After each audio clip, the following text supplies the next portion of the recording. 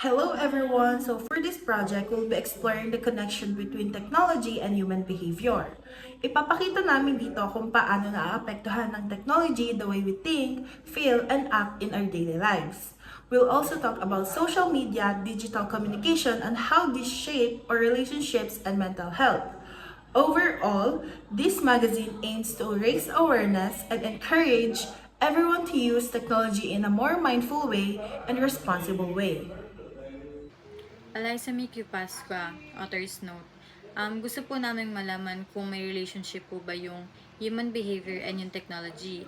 And magka-focus po kami related sa psychology, social media, and modern trends po ngayon sa society natin. And our academic background po is magka-focus lang siya sa pag-analyze ng human behavior and in the digital world. Aim po namin is mag-raise ng awareness about kung paano po nakaka-influence yung technology sa ating emotions, thinking, and our actions po.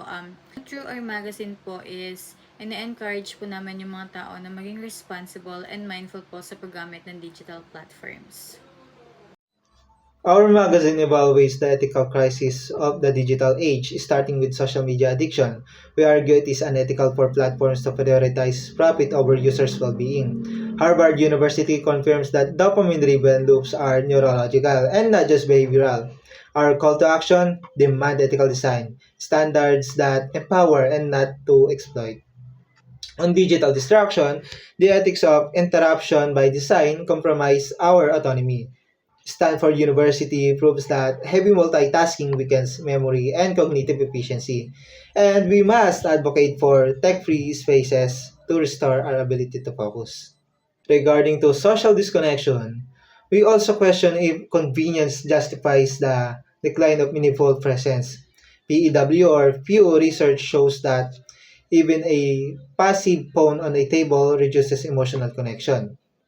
Our solution: intentional disconnection to rebuild face-to-face depth.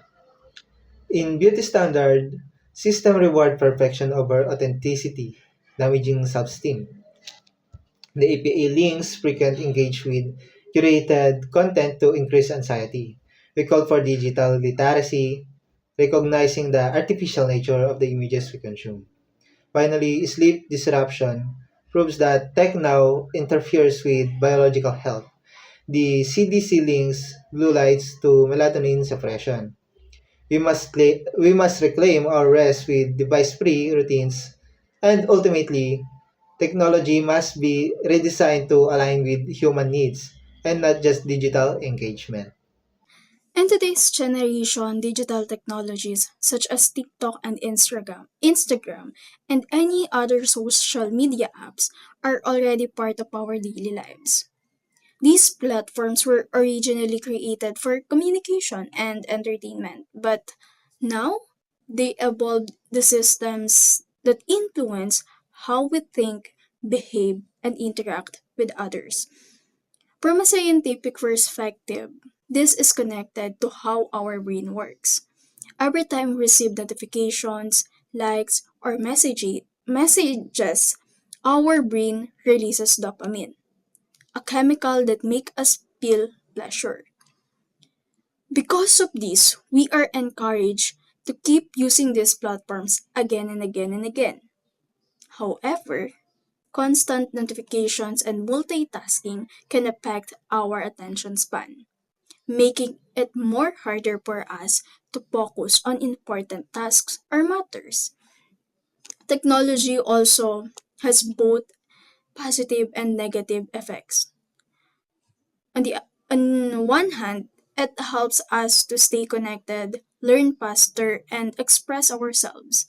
But on the other hand, too much use of these platforms can lead us to distractions, lack of sleep, and even low self-esteem due to comparison and on social media. So, in conclusion, technology plays a powerful role in shaping individuals today. That is why it is important for us to use it responsibly and maintain a balance between our digital and real lives. Thank you. So, Pinapakita sa infographics na to kung papaano nga ba ang epekto ng teknolohiya sa pag-iisip, sa damdamin at sa kilos ng tao. Sa education, napapadali ang pag-access sa information at online learning.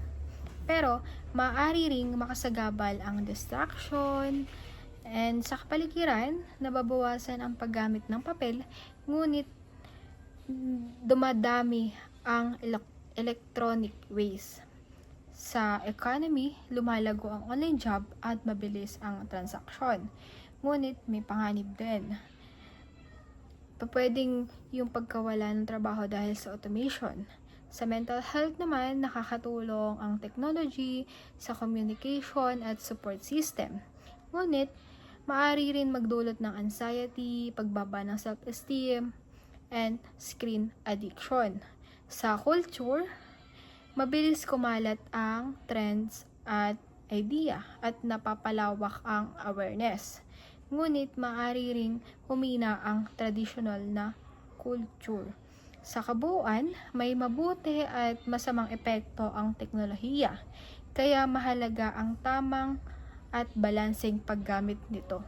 So, para naman po sa aming policy recommendation statement, nare-recommend po namin na ang Department of Education po ay magpatupad ng isang ethical and productive use of technology policy, kung saan may ensure natin na ang paggamit ng mga estudyante ng technology ay responsible at may purpose towards learning. And nakapaloob po dito na required po ang mga teachers na i-integrate ang technology para mag-produce ng mga meaningful performance tasks gaya ng research, collaboration, and content creation. So in conclusion, ang policy po na ito ay para po makapag-produce tayo ng hindi lamang digitally skilled na mga estudyante, kundi responsible at critically thinking technology users din.